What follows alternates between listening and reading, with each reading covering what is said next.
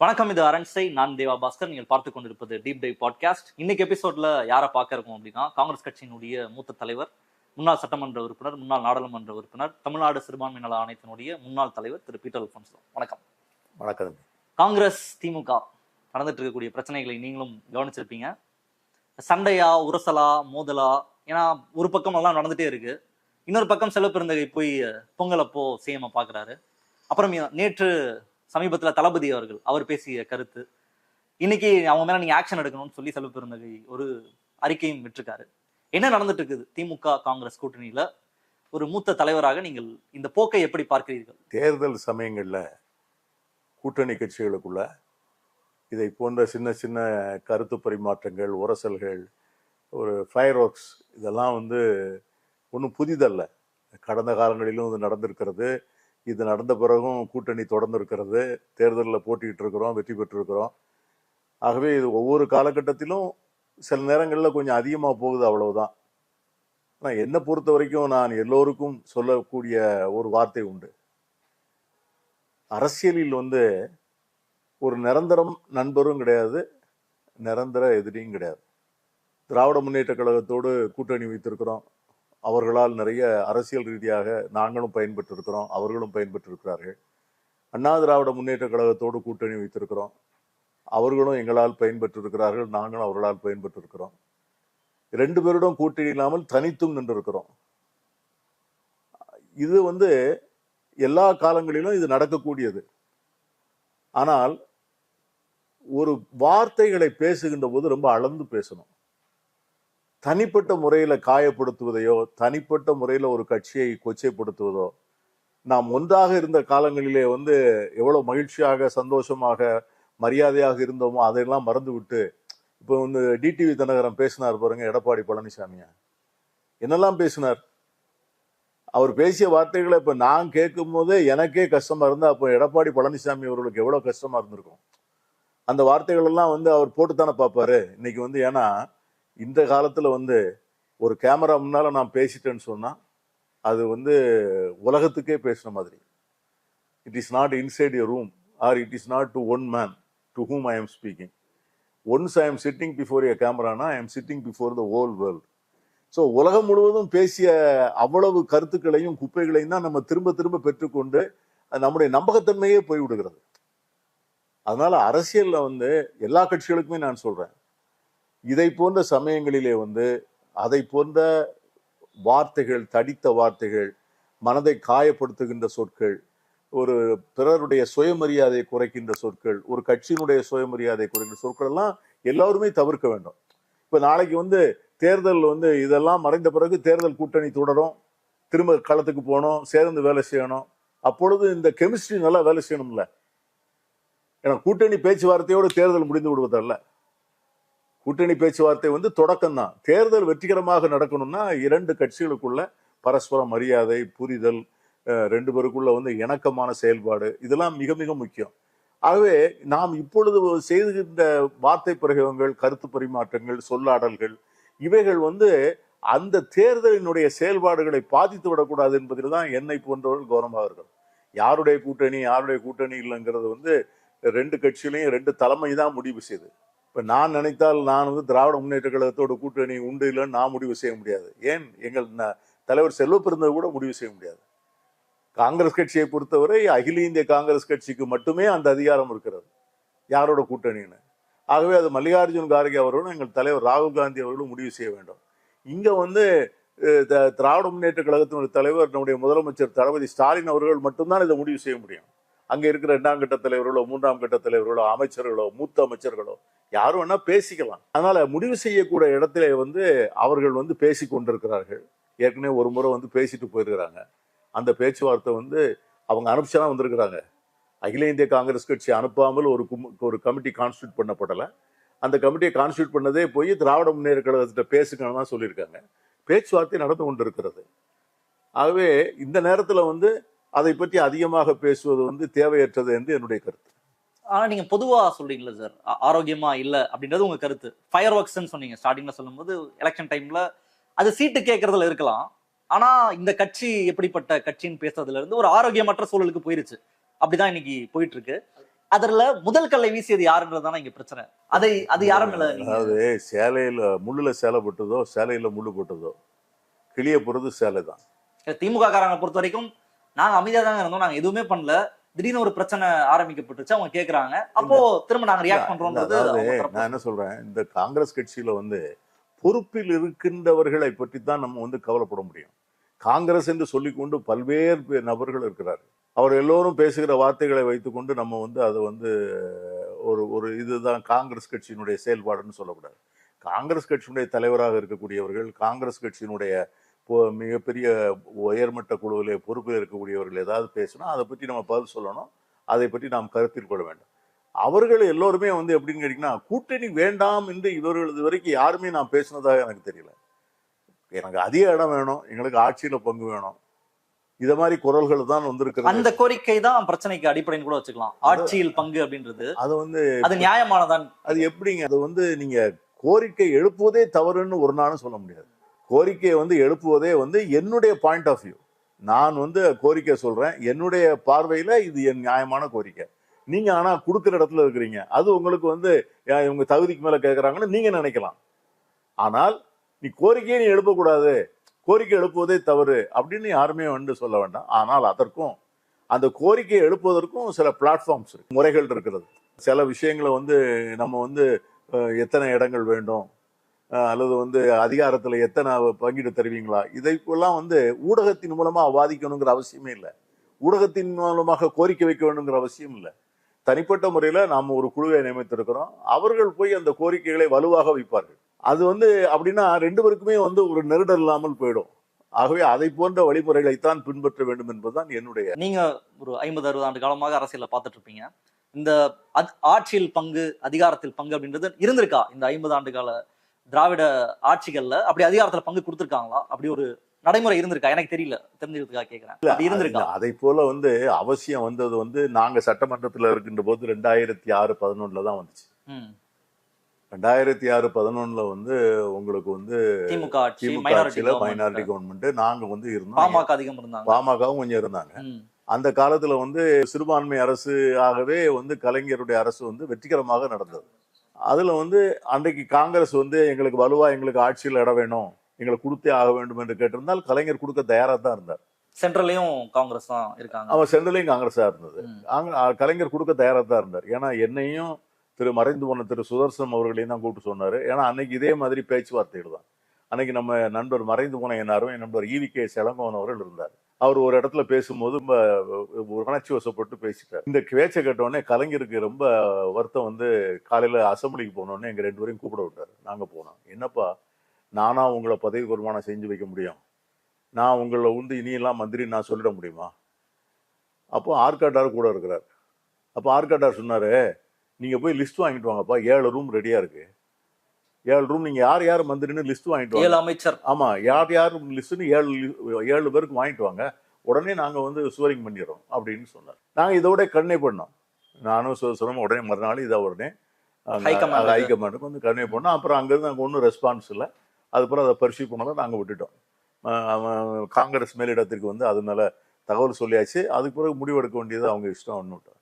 எதுக்கு நான் சொல்றேன் அப்படின்னா, இந்த வார்த்தை பரிமாற்றங்கள், இதே போன்ற வார்த்தை பரிமாற்றங்கள் கடந்த காலத்திலே நடந்திருக்குது. ஆனா கண்ணியமா நடந்திருக்கு, நடக்க வேண்டிய அதான் அது நடந்து கலைஞர் வருத்தப்படக்கூடிய அளவுக்கு போயிருக்கு. ஸோ அதுக்கு பிறகு வந்து சக்சஸ்ஃபுல்லா கவர்மெண்ட் நடத்திருக்கோம், முடிச்சிருக்கோம். அதுக்கு பிறகு கூட்டணி தொடர்ந்து இருக்கிறது. அதுக்கு பிறகு 3 எலெக்ஷன் 4 எலெக்ஷன் நின்றுருக்கோம், ஜெயிச்சிருக்கிறோம்.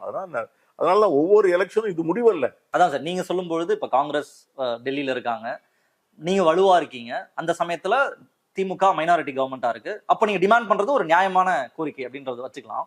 இப்போ போஸ்ட் 2014 காங்கிரசினுடைய நிலைமை அப்படின்றது உங்களுக்கும் தெரியும், எல்லாருமே தெரியும் காங்கிரஸ் என்ன நிலையில இருக்கு அப்படின்றது.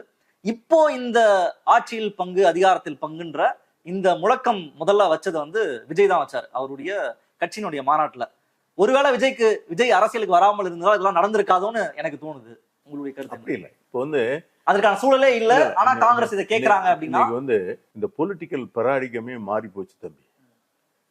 இப்போ சிறிய கட்சிகள் அரசியல் ரீதியாக வந்து சர்வைவல் ஆகுறதே வந்து ஒரு பெரிய ஒரு நெருக்கடியான காலகட்டத்தில் தான். அதாவது பவர் ஓரியன்ட் பாலிடிக்ஸ். நீங்க வந்து ஒண்ணு நீங்க அதிகாரத்தில் இருக்கணும், மக்களுக்கு உங்களால நன்மைகள் செய்யணும், காரியங்கள் செய்யணும். உங்க கட்சிக்காரங்களுக்கு வந்து உங்கள் அதிகாரத்தின் மூலமாக அவங்களுக்கு ஒரு அங்கீகாரம் கிடைக்கணும், சமூகத்துல ஒரு அந்தஸ்து கிடைக்கணும். அப்படி இல்லையா முழுமையான எதிர்கட்சியா இருக்கணும், எதிர்த்து போராடணும், ஜெயிலுக்கு போகணும், உண்ணாவிரதம் இருக்கணும், தெருவில் இருந்து சண்டை போடணும், மக்கள் உரிமைக்காக களத்துக்கு போகணும். அப்போ வந்து நீங்க எதிர்கட்சி. எங்க காங்கிரஸுக்கு நெருக்கடி வருதுன்னு சொன்னா, எதிர்கட்சியாகவும் பணியாற்ற முடியாமல், ஆளுங்கட்சியினுடைய அதிகாரத்திலையும் பங்கேற்க முடியாமல், ரெலவெண்டே இல்லாத ஒரு அரசியல் கட்சி, ஒரு 6வது விரலாக இருக்கிறதும் காங்கிரஸ் கட்சி வந்து become a sixth finger அப்படிங்கிற ஒரு எண்ணம் வந்து இன்னைக்கு பரவலா காங்கிரஸ் தொண்டர்களுக்கு வந்திருக்கிறது. அது பிறகு கட்சியை வந்து கீழே வந்து புது வரவுகளே இல்லை, தேங்கிருச்சு. அப்போ இன்னைக்கு என்ன நினைக்கிறாங்கன்னா, ஹைகமாண்ட் காங்கிரஸ் கட்சியினுடைய தலைமையில பேசும்போது எதுக்காக கேட்கிறோம்னா, அன்னைக்கு வந்து நம்ம வந்து 18 மாநிலங்கள்ல ஆட்சியில் இருந்தோம், பிரதமர் இருந்தோம், ஒன்றிய கவர்மெண்ட் இருந்தோம், கட்சி வந்து நடந்தது. இன்னைக்கு வந்து கட்சியினுடைய வந்து ரொம்ப கட்சியுடைய அதிகார வட்டம் வந்து ரொம்ப சுருங்கி போச்சு. ஸோ புதிய இடங்கள்ல வந்து நம்முடைய அதிகாரங்களை நம்ம மக்கள் மத்தியில விருத்தியானால்தான் இளைஞர்களுக்கு ஒரு நம்பிக்கை வரும். இன்னைக்கு இருக்கிற சூழ்நிலையில வந்து அகில இந்திய காங்கிரஸ் தலைமை வந்து இப்படி நினைக்கிறது. தமிழ்நாடு வந்துதான் வந்து ஒரே மாநிலம். 1967 62 காங்கிரஸ் பல இடங்கள்ல தோற்றது, பல மாநிலங்கள்ல தோற்றது. அப்போதான் வந்து காங்கிரஸ் கட்சியினுடைய செல்வாக்கு அகில இந்திய அளவுல சரிய ஆரம்பிக்குது. அந்த சரிவுக்கு பிறகு பல மாநிலங்கள் தோற்ற பிறகு எல்லா மாநிலங்களிலும் மீண்டும் ஆட்சிக்கு வந்து விட்டது. மேற்குவங்க மாநிலத்திலே கூட ஆட்சி இழந்த காங்கிரஸ் கட்சி மீண்டும் ஒரு முறை வந்து காங்கிரஸ் ஆட்சிக்கு வந்தது. Tamil Nadu is the only state 60 ஆண்டு காலத்துக்கு வரவே இல்லை, திரும்ப எகைன் வரவே இல்லாம ஒரு சூழ்நிலை வந்து. ஸோ இங்க வந்து ரிவைவல் ஆகணும்னா Tamil Nadu is the very important state. இங்க ஒன்னா இந்த மாதிரி ஒரு முயற்சி எடுக்கணும். நீங்க கேட்டீங்க, போன தடவை வந்து மைனாரிட்டியா இருந்தீங்க கேட்டீங்க. இப்போ வந்து இன்னைக்கு இருக்கிற சூழ்நிலையில இப்ப சந்திரபாபு நாயுடு, இது ஒரே கேள்விதான் சார். விஜய் கட்சி ஆரம்பிச்சு அவர் இந்த கோஷத்தை முன்வைக்கிறாரு, அதற்கு பிறகுதான் காங்கிரஸ் சேர்ந்து வருதுன்றது என்னோட குற்றச்சாட்டு. இதுக்கு உங்களுடைய பதில்? ஏங்க விஜய் இல்லனா இது வந்திருக்குமா? இல்ல நீங்க வந்து விஜயையும் காங்கிரஸையும் நீங்க கம்பேர் பண்ணி அங்கதான் போறோம். அது எப்படி தளபதி பொங்கல் அது வேற விஷயம் நடந்துட்டு தானே சார். காங்கிரஸ் கட்சிக்கு விஷயதானம் கொடுப்பதற்கோ காங்கிரஸ் கட்சிக்கு வந்து அணுகுமுறைகளை பற்றி ஆப்போசிட்ல அதிமுக பாஜக இருக்காங்க சார், அங்க போவாது. ஆமா, அது இல்லாம சீமான் இருக்காரு, சீமான் கூட ஆப்வியஸா போக முடியாது. இன்னொன்னு பார்த்தா ராமதாஸ் தனியா, ராமதாஸோடைய பாமக இருக்கு, மேபி அவங்க கூட சேர்த்துக்கலாம்னு வச்சுக்கோங்க. இன்னொன்னு விஜய் மட்டும் தான் இருக்காரு, அப்ப ஆப்வியஸா அங்கதான் போக முடியும், வேற இடமே இல்ல. தனியா அந்த கட்டத்துக்கு நான் பதில் சொல்லல. நான் என்ன சொல்றேன்னா, விஜய் சொன்னதினால் நீங்கள் கேட்கிறீர்களா அந்த கேள்வி, அதுக்கும் இதுக்கும் சம்பந்தம் இல்ல. விஜயினுடைய கோரிக்கைக்கும் இதுக்கும் எந்த சம்பந்தம்? நம்ம வந்து சந்திரபாபு நாயுடு வந்து மெஜாரிட்டியில இருக்கிறாரு, ஆனா அவர் வந்து கேபினெட்ல வந்து பார்ட்டிசிபேட் கொடுத்திருக்காரு. Modi is running the government, போன தடவை மெஜாரிட்டியில இருந்தாரு, கொடுத்துருக்கிறாரு. இன்னைக்கு வந்து பீகார்ல கூட நீங்க வந்து அந்த மாதிரி மெஜாரிட்டியில இருக்கிறாங்க, கொடுக்குறாங்க. ஆனா தமிழ்நாட்டுல அது நடைமுறை இல்ல தானே நீங்க சொன்ன நடைமுறைங்கிறது வந்து என்ன நடைமுறை, என்ன கான்ஸ்டிடியூஷனல் பிரசிடென்ட் அப்படி ஒண்ணும் இல்லை.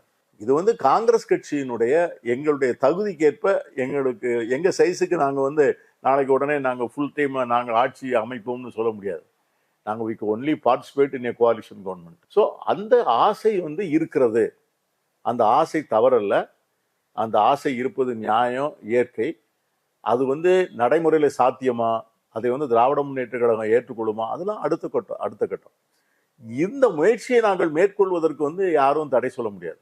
இதை கேட்பதற்கோ இதை வலியுறுத்துவதற்கோ எங்கள் தரப்பில் இருக்கிற நியாயத்தை வந்து மக்கள் மத்தியில சொல்வதற்கோ யாரும் தடை பண்ண முடியாது.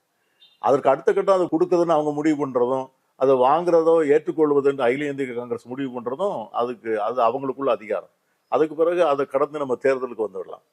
ஆகவே இன்னைக்கு இருக்கிற சூழ்நிலையில இதை போன்ற சூழ்நிலைகளில் இதை கேட்பது கூட பக்குவமா கேட்கலாம். அதை வந்து எந்த விதமான வார்த்தை பிரயோகங்களையும் நீங்க பசுன்னு சொல்றதுக்கும் மாடுன்னு சொல்றதுக்கும் வித்தியாசம் இருக்கு. ஸோ அதை போன்ற வார்த்தைகளை வந்து எல்லோரும் தவிர்க்க வேண்டும். அது காங்கிரஸாக இருந்தாலும் சரிதான், திராவிட முன்னேற்ற கழகமாக இருந்தாலும் சரிதான், அந்த வார்த்தைகளை தவிர்க்க வேண்டும். அதுதான் வந்து என்னுடைய வேண்டுகோள். கோரிக்கை வந்து நியாயமானது, அதை பரிசீலிக்கணும், உங்களுடைய கருத்தா இருக்கு. ஆனா இந்த சூழல்ல இந்த கோரிக்கை நியாயமானதா? ஏன்னா இன்னைக்கு காங்கிரஸா இருக்கட்டும், திமுக இருக்கட்டும், இன்னைக்கு 10 ஆண்டுகள் கிட்டத்தட்ட 2019 நாடாளுமன்ற தேர்தல இருந்து அப்படியே கூட்டணி தொடர்ந்து கொண்டே வருது. எல்லா தேர்தலையும் சந்திக்கிறீங்க. எல்லாருக்குமான அந்த காமன் மினிமம் ப்ரோக்ராம் அப்படின்றது பாஜகவை தமிழ்நாட்டுக்குள் கால் வைக்க விடக்கூடாது, பாஜக தமிழ்நாட்டுக்கு இடம் கிடையாது, இதுதான் அடிப்படை. எல்லா கட்சியும் இன்னைக்கு சிபிஎம் எடுத்துட்டோம்னா சண்முகம் அவர் வந்து திமுக அரசு மேல கடும் குற்றச்சாட்டுகள்லாம் வைக்கிறாரு, கடுமையான போராட்டங்களை முன்னெடுத்துட்டு இருக்காரு, அரசின் மீது மிக கடுமையான விமர்சனங்களை முன்வைக்கிறாரு, வெளிப்படையாக எல்லாத்தையுமே பண்ணிட்டு இருக்காரு. ஆனா அவர் கூட்டணிக்குள்ளதான் இருக்காரு. இப்போ அவங்களுடைய கம்யூனிஸ்ட் கட்சியா இருக்கட்டும், விசிகா இருக்கட்டும், அவங்களுடைய கோரிக்கை அப்படின்றது அதிகபட்சம் எதுல டிஃபர் ஆவாங்கன்னா சீட்ஸ்ல டிஃபர் ஆகலாம். இப்போ அதே மாதிரி காங்கிரஸ் சீட்ஸ்ல டிஃபர் ஆகுது, இப்போ கம்மியா கொடுக்குறாங்க சீட்ஸ், ரொம்ப கம்மியா கொடுக்குறாங்க, அவங்களுடைய காங்கிரஸனுக்கு ஒரு கொடுக்க வேண்டிய இடங்களுக்கு கம்மியா கொடுக்குறாங்க, அதுக்கு காங்கிரஸ் முரண்படுறது அப்படின்றது வேற. பாஜக மிருக பலத்துல இருக்கு, இந்தியா முழுக்க ஆட்சியில இருக்கு, தமிழ்நாட்டில் ஆல்ரெடி 4 இடத்துல வந்துட்டாங்க. இந்த காலகட்டத்துல பாஜகவை எதிர்க்கிறதுக்கு காங்கிரஸ் திமுகவோட இருக்கணுமா, திமுக கூட்டணியோட இருக்கணுமா, இல்ல இப்பதான் நாங்க எங்க கட்சியை ரிவைவ் பண்ணுமோன்னு சண்டை போடணுமா? அதற்கான சூழல் இதுவா? இல்ல, ரெண்டு கொஸ்டின். நம்ம ரெண்டையும் கன்ஃபியூஸ் பண்ண வேண்டாம். பாஜகவை தோற்கடிக்க வேண்டும், அதிமுக பாஜக கூட்டணியை தோற்கடிக்க வேண்டும் என்பது வந்து ஒரு பிரைமரி எய்ம். அதே நேரத்தில் காங்கிரஸ் கட்சியை வந்து தமிழ்நாட்டில் வலுப்படுத்தணும், அதற்கு மேலும் வந்து அதனுடைய செல்வாக்கை கூட்டணும், அதனை அரசியல் ரீதியாக மேலும் வந்து அதை சிறைப்படுத்த வேண்டும் என்பது வந்து அது இன்னொரு ப்ராஜெக்ட். இந்த ப்ராஜெக்டை வந்து நாங்கள் எடுத்திருப்பதுனால அதில் நாங்கள் வந்து நீர்த்து போறோங்கிற அவசியம் இல்லை. பாஜகவை எதிர்ப்பதிலேயோ, மதவாத சக்திகளை எதிர்ப்பதிலேயோ, பாசிச வலதுசாரி ஜனநாயக விரோத சக்திகளை எதிர்த்து போராடுவதிலேயோ காங்கிரஸ் கட்சி வந்து எந்த அரசியல் கட்சிக்கும் சளைத்ததில்லை. ஆகவே அதுல வந்து ஒன்றாக சேர்ந்தே களங்காணலாம். இப்போ பல இடங்கள்ல வந்து ஒன்றாக இல்லாத கட்சிகளோடு கூட சேர்ந்து பாஜகவை எதிர்க்கிறோம். பாராளுமன்றத்தில் எதிர்க்கிறோமே, எப்படி பாராளுமன்றத்தில் மார்க்சிய கம்யூனிஸ்ட் கட்சியோட சேர்ந்து எதிர்க்கிறோம். கேரளாவில் வந்து மார்க்சிய கம்யூனிஸ்ட் கட்சியும் காங்கிரஸும் எகெயின்ஸ்டா இருக்கு. அதை போல வந்து திரிணாமுல் காங்கிரஸோட பெரிய உறவு இல்லை, ஆனால் பாராளுமன்றத்துக்குள்ள ஒரு பிளாட்ஃபார்ம், ஒரே காமன் பிளாட்ஃபார்ம் அமைக்கிறதுக்கு அவங்க பேச்சுவார்த்தை நடத்துறோம். ஆகவே பாஜக எதிர்ப்பது என்பது வேறு, பாஜகவை தோற்கடிப்பது என்பது வேறு, காங்கிரஸ் கட்சியை தனிப்பட்ட முறையில வலுப்படுத்தணுங்கிற முயற்சி எடுப்பதுங்கிறது வேறு. சோ இது ரெண்டையும் நம்ம இல்ல சார், அது வந்து நீங்க அந்த முதல்ல சொன்னீங்களா, அது காங்கிரஸ் கட்சிக்கு மக்கள் கூட நிக்கிறது, போராட்டங்கள் பண்றது, அந்த மாதிரியான விஷயங்கள்ல பண்றது அப்படின்றது வேற, இந்த அப்ரோச்ன்றது சரியான்னு கேக்குறேன். இல்ல, அந்த மாதிரி நீங்க பண்ணீங்கன்னா அந்த கூட்டணி வேக்கண்டா போகும்ல. இப்ப நம்ம கூட்டணிக்குள்ள வந்துட்டு இப்ப நீங்க வந்து இடதுசாரி கட்சிகளை பத்தி சொன்னீங்க, அவர்களையும் காங்கிரஸையும் நீங்க வந்து கம்பேர் பண்ண முடியாது. கேட்டீங்களா? இன்னைக்கு வந்து அவர்கள் வந்து ஒரு தளத்தில் பணியாற்றக்கூடியவர், ஒரு விவசாய கூலி தொழிலாளர்கள், விவசாய தொழிலாளர். காங்கிரஸ் கட்சி வந்து ஒரு பரந்துபட்ட ஒரு வந்து என்ன சொல்றது, ஒரு பேன் இந்தியன் பார்ட்டி. அது வந்து எல்லா தரப்பு மக்களையும் பிரதிநிதித்துவப்படுத்துகிறது. பரவலாக அரசியல் வந்து பிரசன்ஸ் வந்து சில இடங்கள்ல குறைஞ்சிருக்கலாம், சில இடங்கள்ல கூடுதலா இருக்கலாம். ஆனால் த்ரூ அவுட் இந்தியா எந்த ஊர்லயும் ஒரு காங்கிரஸ்காரங்க கண்டிப்பா இருப்பாங்க. ஸோ அந்த மாதிரி ஒரு கட்சி. அதனால அது வந்து தன்னை வந்து மீட்டெடுக்க நினைப்பதற்காக மேற்கொள்ளுகிற முயற்சி. கேட்டீங்களா? ஆகவே அதற்கான காலம் இதுவா? இந்த கால தேர்தல் தான காலம். மிருக பலத்தோட பாஜக இருக்கிற சமயத்துல அது இதான காலம். என்ன மிருக பலம் ஒண்ணும் இல்ல. இப்ப நாளைக்கு ஒண்ணும் இல்லையா? இல்ல. என்ன சார் இருக்காங்க அந்த கட்சியில? ஏற்கனவே இருந்த கூட்டணி தானே சார், எங்களால் தோற்கடிக்கப்பட்ட கூட்டணி தானே. என்ன கட்சி புதுசா இருக்காங்க?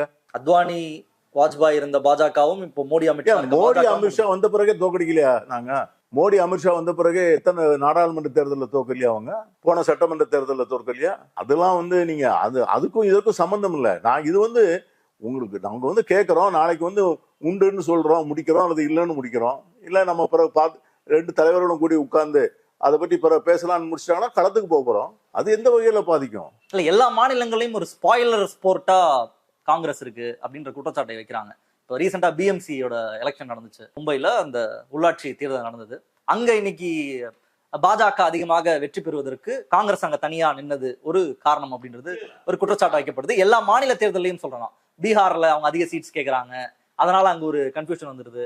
காங்கிரஸ் திரும்ப அவங்க தன்னை ரீவாம் பண்ணிக்கிறேன்ற பேர்ல அவங்க அதிக இடம் கேட்கறது, அல்லது இப்படியான தமிழ்நாட்டில் கேட்கிற மாதிரியான ஏதாவது ஒரு டிசன்ட்டை முன்வைக்கிறது அப்படின்றது அந்த மாநில அரசியலையும் மொத்தமா குழப்பி விட்டுறது அப்படின்ற குற்றச்சாட்டு வைக்கிறாங்க. அது ரொம்ப தவறான கேள்வி. உங்க கேள்வி எப்படி சொல்றேன் அப்படின்னு கேட்டீங்கன்னா, இன்னைக்கு நீங்க பாத்தீங்கன்னா இந்த சிவசேனா, உத்தவ் தாக்கரே, சரத்பவார், காங்கிரஸ், இந்த 3 கட்சிகளும் வந்து உட்கார்ந்து இடப்பகிர்வு வைக்கின்ற போது அவங்க வந்து காங்கிரஸ் கட்சியை வந்து அவங்க வந்து ஒரு பொருட்டாவே நினைப்பதில்லை. உத்தவ் தாக்கரே வந்து நம்பர் 1 பார்ட்டி, சரத்பவார் வந்து மகாராஷ்டிரா பேஸ்டு பார்ட்டி, காங்கிரஸ் வந்து ஒரு ஆல் இண்டியா பேஸ்டு பார்ட்டிங்கிறதுனால வந்து அவங்க அதை வந்து அந்த கூட்டணியை அமைச்சு இடங்களை பகிர்ந்து கொள்றாங்க.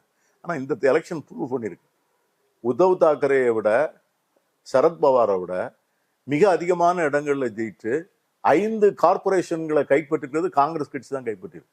இப்போ நான் என்ன சொல்றேன் அப்படின்னு கேட்டீங்கன்னா, பாஜக அதிகமா வெல்றதுக்கு இல்ல அது உதவி நான் என்ன சொல்றேன்னா, பாராளுமன்ற ஜனநாயகத்துல நீங்க முதல்ல உங்க கட்சியினுடைய இருப்பை நீங்கள் முதல்ல தக்க வைத்துக் கொள்ள வேண்டும். உங்க கட்சியினுடைய ஐடியாலஜி நீர்த்து போகாமல் பார்த்துக் கொள்ளணும். கூட்டணிங்கிறது எதுவரை? ஒரு தேர்தலில் வெற்றி பெறுவது மட்டுமே ஒரு அரசியல் கட்சியினுடைய நோக்கம் அல்ல. தேர்தல் வெற்றி என்பது இட்ஸ் நாட் யுவர் டெஸ்டினேஷன். ஏன்னா அது ஒரு ஜேர்னி. அதை கடந்து போறீங்க, அடுத்த தேர்தலுக்கு போறீங்க, அதுக்கு அடுத்த தேர்தலுக்கு போறீங்க. அல்டிமேட் உங்களுடைய என்ன நோக்கம் அப்படின்னா, உங்களுடைய கொள்கைகள், நீங்கள் ஏற்றுக்கொண்டிருக்கிற லட்சியங்களை வந்து மக்களுக்கு வந்து மக்கள் மத்தியில நிறைவேற்றணும். அதை நோக்கி செல்லுகின்ற போது இதை போல கூட்டணி வைக்கின்ற இடங்கள்ல வந்து காங்கிரஸ் கட்சிக்கு ஏற்படுகிற நெருக்கடி என்னன்னா, காங்கிரஸ் கட்சி தன்னுடைய தனித்துவத்தை முழுமையாக இழந்து அப்படியே வந்து கரைந்து போகிறது. சில கட்சிகள் வந்து மக்கள் மத்தியில் அவங்களுக்கு இருக்கிற நெகட்டிவ் ஆஸ்பெக்ட் அதையும் காங்கிரஸ் கட்சி தோள்கள்ல சுமக்க வேண்டியது இருக்கு. காங்கிரஸ் கட்சியினுடைய தலைவருக்கு இருக்கிற அப்பழுக்கற்ற, இப்போ நீங்க எந்த கட்சி தலைவர் வந்து காஷ்மீர்ல இருந்து கன்னியாகுமரி வரை நடந்து போக முடியும்? சரத்பவார் நடந்துருவாரா? ராகுல் காந்தி மேல யாருக்கும் கோவம் இல்ல, இல்ல, அது ஆனா காங்கிரஸ் மீது இருக்கு. அதான் சொல்றேன். அது வந்து காங்கிரஸுக்கு பயன்பட மாட்டேங்குது. காங்கிரஸ் கட்சியினுடைய தலைவருடைய செயல்பாடுகளோ, காங்கிரஸ் கட்சியினுடைய கொள்கையில் இருக்கிற நியாயங்களோ அந்த கட்சிக்கு முழுமையாக பயன்பட முடியல. அந்த மாதிரி சூழ்நிலையில வந்து we have to reinvent ourselves. அதான் சொல்றேன். நீங்க வந்து பாராளுமன்ற தேர்தல் முடிந்த பிறகு, சட்டமன்ற தேர்தல் முடிந்த பிறகு தேவைப்பட்டால் கூட்டணி வைத்துக் கொள்வோம். அது வந்து அன்னைக்கு வந்து நம்ம அதை முடிவு பண்ணலாம். அரசாங்கத்தை எதிர்ப்பதில் வந்து ஒரு ஒருமித்த கருத்து தேவைப்பட்டால் அன்னைக்கு வந்து நம்மளோட ஒருமித்த கருத்துக்களை கூப்பிட்டு பேசுவோம். ஆனா தேர்தலுக்கு முன்னாலேயே நம்ம இடங்களை எல்லாம் இழந்துட்டு எல்லா இடங்கள்லயும் காங்கிரஸ் கட்சியினுடைய தொண்டர்களுடைய வேட்கைகளை, விருப்பங்களை எல்லாம் நம்ம வந்து பலி கொடுத்து விட்டு அந்த இடத்துல இப்ப நீங்க பாத்தீங்கன்னா தமிழ்நாட்டில் எடுத்துக்கிட்டீங்கன்னா ஒரு 100-150 கான்ஸ்டுவன்சில வந்து இது வரைக்கும் கை சின்னமே நின்னதில்லை. ஒரு 100 சட்டமன்ற தொகுதியில கை சின்னத்தை அவங்க இது வரைக்கும் பார்த்துருக்கவே மாட்டோம் இல்ல. சோ அந்த மாதிரி எல்லாம் இருக்குது. அதனால இது வந்து உள்ள வந்து நிறைய டிஸ்கஷன் போய் கொண்டு இருக்கிறது. ஆனா இப்படி பண்றதுன்றது பாஜகவுக்கு ஃபேவரா போகாது அப்படின்றது உங்களுடைய பார்வை. இவர் வந்து ஒரே மேடையில வந்து அமித்ஷா, இந்த மோடி வந்து என்டிஏ சர்க்காருங்கிறாரு, எடப்பாடி வந்து அதிமுக கவர்மெண்ட்ங்கிறாரு. இதை ஒன்னும் நீங்க பேச மாட்டீங்களா? நீங்க இது வந்து அந்த கூட்டணிக்குள்ள குழப்பம் வந்துடாதா? சார், அது அதிமுக கரைஞ்சிருச்சுன்றது எல்லாருமே பார்த்துட்டு தான் இருக்காங்க. இல்ல நான் என்ன சொல்றேன், இதை மாதிரி வந்து அந்த மாதிரி வந்து எப்படி சொல்றாங்க அப்படின்னா, இப்போ விசிக, கம்யூனிஸ்ட் கட்சி எல்லாம் சோரம் போயிட்டாங்க. இது வந்து அவர்களை விமர்சிக்கக்கூடியவர்கள் சொல்றாங்க, சோரம் போயிட்டாங்க, திமுக கூட்டணியில இருந்து திமுகவே மாறிட்டாங்க, கேட்டா பிஜேபி உள்ள வந்துரும், பாசிசம் உள்ள வந்துரும். சோ இப்போ நான் எதுவும் பண்ண மாட்டேன், இப்போதைய தேவை பாஜக தமிழ்நாட்டில் கால் வைக்க விடாமல் பார்ப்பது, அதற்காக முடிஞ்ச அளவுக்கு இந்த அரசாங்கத்தை காப்பாற்றக்கூடிய வேலையை கம்யூனிஸ்டுகளும் பண்றாங்க, விசிகாவும் பண்ணுது, இல்ல காங்கிரஸ் மாதிரியான கட்சிகளும் பண்றாங்க. அவங்களுடைய அந்த போர் குணமே போயிருச்சுன்றதுதான் அவங்க மேல இருக்கக்கூடிய விமர்சனம். அதற்கு பாஜக உள்ள வர்றது காரணம் சொல்றாங்க. ஆனா இன்னைக்கு அதை முற்றிலுமா புறம் தள்ளிட்டு எங்க கட்சி ரிவைவ் பண்றோம்ன்றது எப்படி? பாஜகவை வந்து தடுக்கணுங்கிறதுல மாற்று கருத்து இல்ல. நான் உயிரோட இருக்கணும்ல, அது முக்கியம் தானே. கலைஞர்கிட்ட வந்து ஒரு தடவை நான் பேசி கொண்டிருக்கேன். அவர்கிட்ட பேசும்போது ரொம்ப நிறைய செய்திகளை சொல்வார். அப்போ அவர் ஒரு முடிவு எடுத்தாரு. எனக்கு அந்த முடிவுல உடன்பாடு இல்லை. நான் அப்ப கேட்டேன், என்னண்ணே அது எப்படி முடிவு எடுத்தீங்கண்ணே அப்படின்னு சொன்னாரு. ஏப்பா கோட்டையை பிடிக்கணும்லப்பா, கோட்டையை பிடிக்கிற வரைக்கும் நான் உயிரோட இருக்கணும்லப்பா அப்படின்னாரு. I should be alive till I reach the fort. அப்போ அந்த ஜேர்னியை வந்து எப்படி ஹேண்டில் பண்றது? அதுல வந்து சில சமரசங்கள், சில விட்டு கொடுத்தல், என்ன சில பின்வாங்கல், இதெல்லாம் அவசியப்படுகிறது பாலிடிக்ஸ்ல. இல்லைன்னு சொன்னா வச்சுங்க, நீங்க போறதுக்கு முன்னாலே உங்களை வந்து நீங்க எதிரி குண்டு போட்டுக்கிட்டு இருக்கான்னா ஒரு இடத்துக்குள்ள போய் நீங்க ஒளிஞ்சுதான் ஆகணும். அந்த இடத்துல நான் வீரத்தை காமிச்சு மார்பை காமிக்க முடியாது நீங்க. அதான் கலைஞர் ரொம்ப அழகா சொன்னார், கோட்டையை பிடிக்கணுங்க இப்பலாப்பா, கோட்டை பிடிக்கிற வரைக்கும் நான் இருக்கணும்ல அப்படின்னு அந்த வார்த்தையோட நிப்பாட்டிட்டார். அந்த முடிவை ஏன் எடுத்தீங்கன்னு கேட்டதுக்கு அவர் சொன்ன ஒரு வார்த்தை பதில். என்ன சொல்றேன் அப்படின்னு கேட்டீங்கன்னா, நான் அரசியல் கட்சியாக நான் வலுவாக இருந்தால்தானே நான் பாஜகவை எதிர்த்து நான் களமாட முடியும், கொள்கை ரீதியாக நான் நிற்க முடியும். எனக்கு அந்த வலிமையே எனக்கு முழுமையா போயிடுச்சுன்னு வச்சுங்க. அதுக்கு பிறகு நான் வந்து இருந்தேன், நான் வந்து இந்த அந்த மதவாத சக்திகளுக்கு எதிர்ப்பான சக்திகளே நீர்த்து போகும். காங்கிரஸ் பலவீனம் அடைகின்ற போது மதச்சார்பற்ற சக்திகள் பலவீனம் அடைகின்றன. காங்கிரஸ் நீர்த்து போகின்ற போது மாநில உரிமைகளை பேசுகின்ற சக்திகள் நீர்த்து போகின்றன. நீங்க பன்முக கலாச்சாரத்தை கொண்டாடுகின்ற சக்திகள் நீர்த்து போகின்றன. காங்கிரஸ் வந்து வலிமையாக இருப்பது காங்கிரஸ் கட்சிக்கு மட்டும் அவசியம் இல்லை. இன்னைக்கு இந்தியாவில் யாரெல்லாம் வந்து மாநில உரிமைகளை பேசுகிறார்களோ, சமூக நீதி பேசுகிறார்களோ, ஜனநாயகம் பேசுகிறார்களோ, மதச்சார்பின்மை பேசுகிறார்களோ, அத்தனை பேருக்கும் காங்கிரஸ் மீது அக்கறை இருக்கணும். காங்கிரஸை பாதுகாக்க வேண்டிய கடமை இருக்கிறதுன்னு நான் சொல்றேன். இப்போ வெளியே இருந்து பேசக்கூடியவர்கள் காங்கிரஸ் கட்சியில அவங்க இப்ப மாணிக்கம் தாக்கூரா எடுத்துக்கலாம், ஜோதிமணியா எடுத்துக்கலாம், அல்லது பிரவீன் சக்கரவர்த்தியா எடுத்துக்கலாம். இவங்க எல்லாருமே ஒரு பொறுப்புல இருக்கக்கூடிய நபர்கள் தான். இவங்களையும் நீங்க கன்சிடர் பண்ண மாட்டீங்களா? இல்ல எப்படி சார் அது எப்படி புரிஞ்சுக்கலாம்? என்ன பேசுனாங்க சொல்லுங்களேன். ஆல்மோஸ்ட் அவங்க வந்து திமுக கூட்டணியில இருக்க கூடாதுன்ற மாதிரி தான் பேசிட்டு இருக்காங்க எல்லா இடத்துலயும் வெளிப்படையாக. உங்க வார்த்தைகளா அவங்க வாயில? சார், மதுரை தொகுதியில வேட்பாளர் வந்து காங்கிரஸ் தான் நிக்கணும் அப்படின்ற அது வந்து அந்த ரியாக்ஷன் தான் சொன்னேன். அது வந்து அவர் தளபதி பேசினதுக்கு அவர் ஏதோ பேசியிருக்கிறாரு. இவர் பேசுறதுக்கு அவர் பேசினான்னு நினைக்கிறேன். ஆமா, அது வந்து இன்னைக்கு வந்து தமிழக காங்கிரஸ் கட்சி தலைவர் பேசியிருக்கிறாரு. நான் என்ன சொல்றேன்னா, இதை போன்ற வார்த்தை பிரயோகங்களை தான் எல்லாரும் தடுக்கணும்னு நான் சொல்றேன். அதான் சார், இது ஆரோக்கியமானதான்னு கேக்குறேன். எப்படின்னா, யார் பேசுறதை எடுத்துக்கிறது? காங்கிரஸ்ல இருந்து பிரவீன் சக்கரவர்த்தி ஒண்ணு பேசுறாரு, ஜோதிமணி ஒண்ணு சொல்றாங்க, மாணிக்கம் தாக்கூர், திருச்சி வேலுச்சாமி துக்ளக் மேடையிலே சொல்றாரு, பலரும் சொல்றாங்க. நீங்க ஒரு கருத்தை சொல்றீங்க, நான் சொல்றேன் எதை எடுத்துக்கலாம்? நீங்க எடுத்துக்கொள்ள வேண்டிய கருத்து யார் கருத்துன்னா, மல்லிகார்ஜுனை கார்கே பேசுகிற கருத்து, ராகுல் காந்தி அவர்கள் பேசுகிற கருத்து, ஆர்கனைசேஷன் செக்ரட்டரி வேணுகோபால் பேசுகிற கருத்து, எங்களுடைய அகில இந்திய காங்கிரஸ் பிரதிநிதி கிரீஷ் ஜோடங்கர் பேசுகிற கருத்து, தமிழக காங்கிரஸ் கட்சி தலைவர் செல்வ பெருந்தகை பேசுகிற கருத்து. இதுதான் அஃபீஷியல். நாடாளுமன்ற உறுப்பினர், சட்டமன்ற யாருனாலும் இன்க்ளூடிங் எவர்னாலும் சரிதான். இந்த 5 பேர் தான் அதிகாரபூர்வமாக கருத்து சொல்வதற்கு பெற்றோர்கள். இதுலயும் ஒரு ஹியரார்கி இருக்கு. இதுலயும் கடைசியில் உள்ளவர் தப்பு பண்ணாருன்னா அதுக்கு மேல உள்ளவர் அதை திருத்தலாம். அல்டிமேட் அப்படிங்கிறது அகில இந்திய காங்கிரஸ் கட்சி தான். அதனால வந்து இவங்க பேசுறாங்க, எல்லோரும் பேசுவார்கள். நாளைக்கு வந்து கட்சியை சுமக்கிறது அவங்க தானே சுமக்கணும். இப்படி கருத்தை சொல்றதை வந்து அவங்க சொல்றாங்க காங்கிரஸ் கட்சியினுடைய ஜனநாயக மாண்பு அப்படின்னு சொல்றாங்க. அதை அப்படி பார்க்கணுமா, அல்லது கட்சியில ஒரு ஒழுங்கு இல்லை அப்படின்னு புரிஞ்சுக்கலாமா? அது வந்து பல்வேறு தரப்பு கருத்துக்கள் வந்து இருக்குது. பல்வேறு தரப்பு காங்கிரஸ் கட்சியினுடைய நீண்ட கால சரித்திரத்தை பார்த்தீங்கன்னா, அது அந்த காங்கிரஸ் கட்சி தோன்றின காலத்துல எதிர்கட்சிகளே கிடையாது. காங்கிரஸ் கட்சிக்குள்ளே தான் 2 தரப்பு. திலகர் அவர்கள் இருக்கின்ற போதும் சரி, மகாத்மா காந்தியினுடைய தலைமையை நேரு அவர்கள் ஏற்றுக்கொண்ட போதும் சரி, காங்கிரஸ் கட்சிக்குள்ளே எதிர்குறிப்பே வந்து காங்கிரஸ் கட்சியினுடைய உள்ளே இருக்கின்ற தலைவர்கள் மிதவாதிகள், தீவிரவாதிகள். அங்கே வந்து நீங்க சொல்ற இந்து தேசியத்தை ஆதரித்தவர்கள் உண்டு. இப்ப நீங்க இந்த இந்து மகாசபை ஆரம்பிச்சவங்க எல்லாம் யாரு? காங்கிரஸ் கட்சியிலிருந்து போனவங்க தானே ஆரம்பிச்சாங்க. காங்கிரஸ் கட்சியிலிருந்து போனவர்கள் தான் இந்து மகாசபை ஆரம்பிச்சாங்க. பாஜகன்றாங்க இப்போ. இல்ல, அதுதான் இன்னைக்கு ராகுல் காந்தி அதை மீட்டு எடுக்கிறார். அதன் போல ஐடியாலஜியை நீர்த்து போக விடக்கூடாது. ஏன்னா அதுல நேரு வந்து அன்னைக்கும் நேரும் காந்தி இருக்கிற வரைக்கும் அந்த ஐடியாலஜி ஒன்றும் பண்ண முடியல. பாஜக RSS இன்னைக்கா முயற்சி பண்ணது? அவங்க 100 வருஷமா முயற்சி பண்ணிட்டு இருக்காங்க. இந்த 100 வருஷமா அவங்களை ஏன் வெற்றி பெற முடியலன்னு சொன்னா, நேருவினுடைய ஐடியாலஜியும் மகாத்மா காந்தியினுடைய தார்மீக அந்த அரசியலும் அதை வந்து மக்கள் மத்தியில மிகப்பெரிய செல்வாக்கு பெற்றிருந்தது. அதனாலதான் அவங்க 2 பேர் மேலேயும் பாஜக கோபம் வருது. அவங்க இன்னைக்கு 100 வருஷத்துக்கு முன்னாலே நம்ம ஆட்சியை பிடிச்சிருக்கோம், நம்ம 100 வருஷம் பிந்திட்டோம். அதுக்கு காரணம் வந்து காந்தி நேருன்னு நினைக்கிறாங்க. சோ இன்னைக்கு ராகுல் காந்தி அவர்கள் அந்த கொள்கைகளை நீர்த்து போடாமல் பார்ப்பதற்கு கொள்கை வயப்பட்ட ஒரு இளைஞர்களை உருவாக்கணும்னு நினைக்கிறார். அவர் அதான் இந்த தேர்தல்கள் எல்லாம் அவர் அதற்கு பயன்படுத்தணும்னு நினைக்கிறார். புதிய இளைஞர்களை வர சொல்லணும், புதிய இளைஞர்களுக்கு வாய்ப்பு கொடுக்கணும், அவங்க வந்து ஐடியாலஜிக்கலா வந்து கமிட்டடா இருக்கணும் அப்படின்னு நினைக்கிறார். ஸோ ஆகவேதான் வந்து கூடுதல் இடங்கள் வேணும், புதிய இடங்கள் வேணும் அப்படிங்கிற முயற்சி நடக்கும். காங்கிரஸோட ரிவைவலுடைய விஷயம் தான். ஒரு காங்கிரஸ் கட்சிக்கு வந்து இது ஒரு டிரான்சிஷன் பீரியட். மாற்றங்கள் நடைபெறுகிற நேரம் எப்பவும் கொஞ்சம் குழப்பமா தான் இருக்கும். அந்த குழப்பங்கள் தெளியக்கூடிய டைம் வரும். அது வந்து செட்டில் ஆகணும். இன்னைக்கு வந்து ஒரு ஜெனரேஷன் விட்டு இன்னொரு ஜெனரேஷனுக்கு ஷிஃப்ட் ஆகுது காங்கிரஸ் கட்சி. ராகுல் காந்தியினுடைய நடைமுறை வந்து சோசியல் கேசஸை பற்றி காங்கிரஸ் கட்சியில பேசினது மிக மிக குறைவு. இப்பதான் நடக்கும். இடஒதுக்கீடை பற்றி பேசினதே கிடையாது. கேட்டீங்களா? ஆகவே இன்னைக்கு அதெல்லாம் வந்து பேசப்படுகிற பொருளா இருக்குது. கேட்கிறாரு, எத்தனை செக்ரட்டரி இருக்காங்க சென்ட்ரல் கவர்மெண்ட்ல, பிரின்சிபல் செக்ரட்டரிஸ், அவங்க தான் அரசாங்கத்தை நடத்துக்கிறாங்க. 92 செயலாளர்கள்ல வந்து 4 பேர் கூட பேக்வேர்ட்ஸ் இல்லையே, 4 பேர்ல ஒருத்தர் கூட சிறுபான்மை இல்லையே, தலித்ஸ்கள் இல்லையே, மலைவாழ் மக்கள் இல்லையே. இந்த குரல் காங்கிரஸுக்கு மிக மிக புதிது. இந்த குரல் அன்னைக்கு ஒரிக்கலன்னு தான் பெரியாரை போன்றவர் அன்னைக்கே வெளியே வந்தாங்க. இந்த குரலுக்கு எதிரான குரல் வந்து அன்னைக்கு இதை அமுக்கக்கூடிய அளவுக்கு சக்தி வாய்ந்ததாக இருந்தது. நீங்க நம்முடைய சட்டமன்றத்துல வாதத்தை பாருங்க. சத்தியமூர்த்தி பேசின அசமையில பேசின பேச்சாடு, நீங்க வந்து இப்ப புட்டு கட்டுற அந்த மரபுகளை வந்து எதிர்த்து முத்துலட்சுமி ரெட்டி அம்மையார் வந்து சட்டமன்றத்தில் பேசுகின்ற போது அதை எதிர்த்து சத்தியமூர்த்தி பேசுகிறார். பெரிய தலைவர் சத்தியமூர்த்தி, பெரிய தியாகி. ஆனா ஐடியாலஜிக்கலா வந்து இது எங்க மரபு, இது எங்கள் வைதிக முறை, இதுல நீங்க கை வைக்காதீங்க.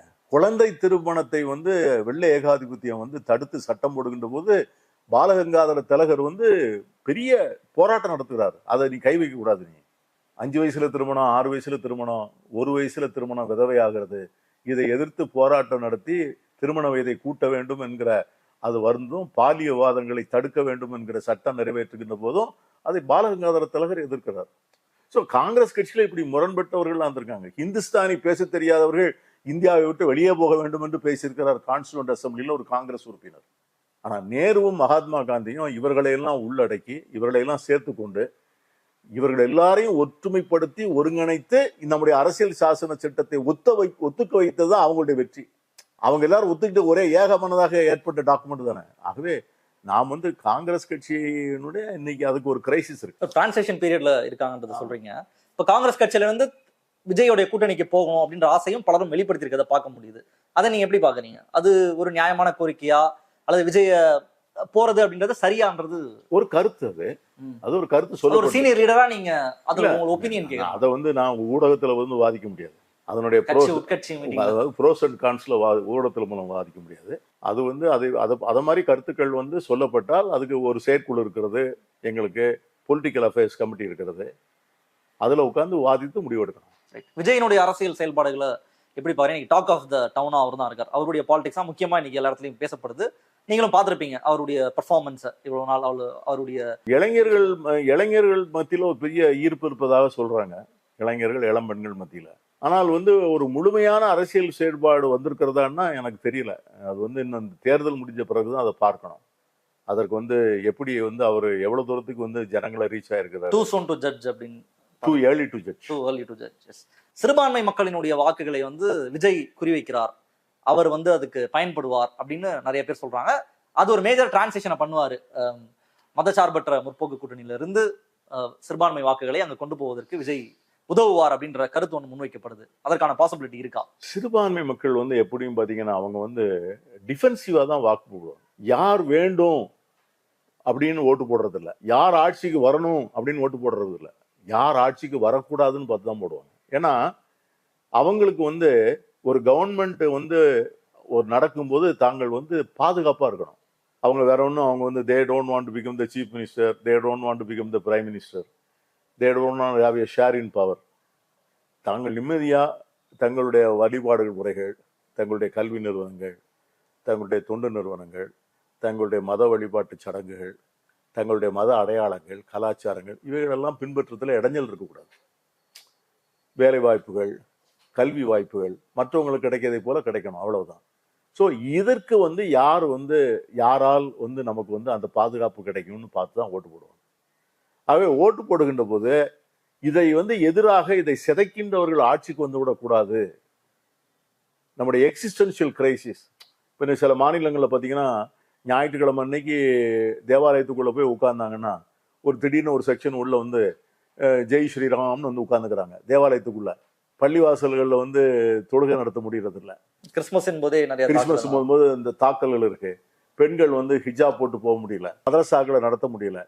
இதை போன்ற நெருக்கடி இருக்கிற மாநிலங்களை பார்த்து இவர்கள் பயப்படுகிறார்கள். ஸோ அது மாதிரி ஒரு சூழ்நிலை இங்க வந்துடக்கூடாது. ஆகவே அதை போன்ற ஒரு சூழ்நிலை வராமல் இருப்பதற்கு யாருக்கு ஓட்டு போட்டா சரி அப்படித்தான் பார்ப்பாங்க. சரியா? அதாவது மதவெறி சக்திகள், வகுப்புவாத சக்திகள், பாசிச சக்திகளை யாரால் தோற்கடிக்க முடியும் அப்படின்னு பார்த்து தான் ஓட்டு போடுவாங்களே ஒழிய எடுத்த உடனே நீங்க பல இடங்கள்ல பாத்தீங்கன்னா தங்களுடைய சொந்த மதங்களை சார்ந்த வேட்பாளர்களுக்கு அவங்க வாக்களிப்பதில்லை. அவர்கள் இந்த ஒரு கோணத்தில் தான் பார்த்து. திமுக பாஜக மறைமுக கூட்டணியில இருக்காங்கன்னு சொல்லிதான் அதை கேட்கிறாரு. சிறுபான்மை மக்களினுடைய வாக்குகளை வெளிப்படையா அதிமுக பாஜக டைரக்டா இருக்காங்க, திமுக பாஜக மறைமுக கூட்டணி. தேர்தல் காலத்தில் நிறைய செய்திகள் சொல்லப்படும். அவைகளெல்லாம் மக்கள் உள்வாங்கிக் கொள்வார்கள், பொறுமையாக அலசுவார்கள். 3 மாசம் இருக்கு, தினசரி மாலை நேர வாதங்கள் தொலைக்காட்சியில நடக்கிறது, அரசியல் தலைவர்கள் பொதுக்கூட்டங்களில் பேசுகிறார்கள். ஒவ்வொரு கட்சியிலையும் அவங்க போய் சேர்வதையும், சேர்ந்தவர்கள் விலகுவதையும், விலகியவர்கள் சேர்ந்துவதையும், விலகுவதற்கு முன்னால் அவர்கள் பேசிய வார்த்தைகளையும், சேர்ந்த பிறகு அவர்கள் பேசுகிற வார்த்தைகளை எல்லாம் மக்கள் பார்த்து அமைதியாக சிரித்து கொண்டிருக்கிறார். பதில் சொல்லுவாங்க, கரெக்டா சொல்லுவாங்க. இதுதான் ஒரே ஒரு கேள்வி. நீங்க சொன்னீங்க ஒரு டிரான்சிஷன் பீரியட்ல காங்கிரஸ் இருக்கு அப்படின்றத சொல்லியிருந்தீங்க. ஒரு விமர்சனம் வைக்கப்படுது சமூக வலைதளங்கள்ல. அது காங்கிரஸ் ஒரு பண்ணையார் கட்சி, அது ஒரு பண்ணையார் மனநிலையில இருக்கக்கூடிய ஒரு கட்சி. அந்த பண்ணையாருக்கு அதிகாரம்லாம் போயிடுச்சுன்னா திடீர்னு ஒரு நாள் அவருக்கு தோணும்ல, ஊர்லாம் என் கட்டுப்பாடுல இருந்து, என் கண்ட்ரோல்ல இருந்தது, இன்னைக்கு எல்லாம் போயிடுச்சு, திரும்ப அதெல்லாம் என்கிட்ட கொடுங்க அப்படின்னு கோவப்படுற ஒரு பண்ணையார் மாதிரி காங்கிரஸ் நடந்துக்குது, இதுதான் அதனுடைய முகம் அப்படின்ற ஒரு குற்றச்சாட்டு வைக்கப்படுது. அதற்கு உங்களுடைய பதில்? அதாவது ஒரு ஒரு 60 ஆண்டுகள் தொடர்ந்து ஆட்சியில் இருந்ததுனால காங்கிரஸ் கட்சி வந்து கட்சி அமைப்புகளை பற்றி கவலைப்படாமல் இருந்தது உண்மை. ரொம்ப கவலைப்பட்டுக்கல. ஏன்னா அவங்களுக்கு வந்து கண்டினியூஸா வந்து கவர்மெண்ட் நடத்துறது, ஸ்கீம்ஸ் போடுறது, பல திட்டங்களை நிறைவேற்றுவது, ஒரு தேர்தல் அடுத்த தேர்தல், அந்த மாதிரி வந்து தேர்தலுக்கு தேர்தல் வந்து பயணம் தொடர்ந்து கொண்டிருந்ததுனால கட்சி வந்து ஒரு தோல்வி வந்தால்தான் ஏன் தோல்விக்கான காரணம்னு யோசிக்க சொல்லும். நான் அதனாலதான் தோல்விகளை வரவேற்கிறேன்னு சொல்லுவேன். இதை போல ஒரு தோல்வி வரணும். அந்த தோல்வி வந்தாதான் உங்களுக்கு வந்து உண்மையான காங்கிரஸ்காரர்களை அடையாளம் காண முடியும். இப்போ இன்னைக்கு வந்து எனக்கு பல பேரை நான் சொல்ல முடியும், பேர் சொன்னா வருத்தப்படுவாங்க. அவங்கெல்லாம் ஆட்சி அதிகாரத்தை என்ஜாய் பண்ணாங்க. மிக சிறிய வயசிலே வந்து அமைச்சரானார்கள், தலைவர்கள் ஆனார்கள், பெரிய அங்கீகாரத்தை பெற்றார்கள். ஆனா காங்கிரஸ் கட்சி தோற்ற உடனே முதல்ல இந்த இடத்தை விட்டு ஓடுனது அவங்க தான். சோ அவர்களை போன்றவர்களை எல்லாம் வந்து காங்கிரஸ் கட்சி அன்னைக்கு மிக உற்சாகப்படுத்தி ஆதரித்து அவங்களை வளர்த்து விட்டு அந்த தவறுகளுக்கெல்லாம் தான் இன்னைக்கு விலை கொடுக்குறோம். ஸோ அதை போன்ற நடந்ததுனால இன்னைக்கு அது போல உணர்வு இருக்கு. அதைத்தான் ராகுல் காந்தி வந்து சரி பண்ணணும்னு நினைக்கிறார். இப்போ நீங்க வந்து மாவட்ட கட்சி தலைவர்களை போடுறதுக்கு வந்து வட்டார தலைவர்களை கேட்டுதான் போடுறோம். இப்போ இன்னைக்கு வந்து கேண்டிடேட்ஸ் வேட்பாளர்கள் செலெக்ஷன் பண்ணிக்கிட்டு இருக்கிறோம். 5000 பேர் எங்களுக்கு அப்ளிகேஷன் போட்டிருக்காங்க. இந்த 5000 பேர் அப்ளிகேஷன்ஸ் நாங்க என்ன பண்றோம்னா தொகுதி வாரியா பிரிச்சு எல்லா அப்ளிகேஷன்ஸையும் பிளாக் காங்கிரஸ் கமிட்டிக்கு அனுப்புறோம். பிளாக் காங்கிரஸ் கமிட்டி தலைவர் வந்து கருத்து சொல்லி அந்த வேட்பாளர்களை பற்றி மாவட்ட காங்கிரஸ் கட்சி தலைவர் அதற்கு மேல கமெண்ட் எழுதின பிறகுதான் நாங்க இங்க ஸ்கிரீனிங் கமிட்டியில எடுத்துக்குவோம். ஸோ அது மாதிரி திட்டங்கள் இப்பதான் வருது. அதே மாதிரி மாவட்ட காங்கிரஸ் கட்சி தலைவர்கள் முன்னால அங்கிருந்து நியமிச்சாங்க. இப்போ அப்படி இல்லை. இப்ப பார்வையாளர்கள் வந்து உட்கார்ந்து ஒரு ஜில்லாவில் 4 நாள் 5 நாள் இருந்து ஒவ்வொரு தொண்டர்களையும் பார்த்து அதுல பேனல் பண்ணி தான் நாங்கள் இந்த தடவை புதுசா போட்டிருக்கிறோம். நிறைய இளைஞர்களை போட்டிருக்கிறோம். 45 வயசு 50 வயசு இளைஞர்கள் 70 விழுக்காடு மாவட்டங்கள்ல அவங்க தான் மாவட்ட தலைவர்களாக பங்கேற்று இருக்காங்க. அதனால வந்து ஒரு மாற்றத்துக்கு தயாராகி கொண்டு இருக்கிறது. ரொம்ப குறிப்பா இந்த 45 நிமிஷத்துல எந்த இடத்துலயும் நீங்க காங்கிரஸையும் விமர்சிக்கல, திமுகவையும் விமர்சிக்கல, தாவேக்காவையும் விமர்சிக்கல. அதுதான் டேக்அவேவா நான் எடுத்துக்கிறேன். Thank you so much. அரண்சை நண்பர்களுக்கு வணக்கம். அரண்சை ஊடகம் சுயேட்சையாக இயங்குவதற்காகவே உருவாக்கப்பட்டது. நாம் செய்கிற வேலை உண்மையிலேயே மக்களுக்காக செய்கிறோம் என்பதை நீங்கள் நம்பினால், வாய்ப்பு இருந்தால் இந்த ரேசர் பே கியூஆர் கோடுக்குள்ளே நீங்கள் வந்து அதை ஸ்கேன் பண்ணி எங்களுக்கு உங்களால் இயன்றதை விருப்பம் இருந்தால் ஆதரவு தெரிவிக்கலாம்.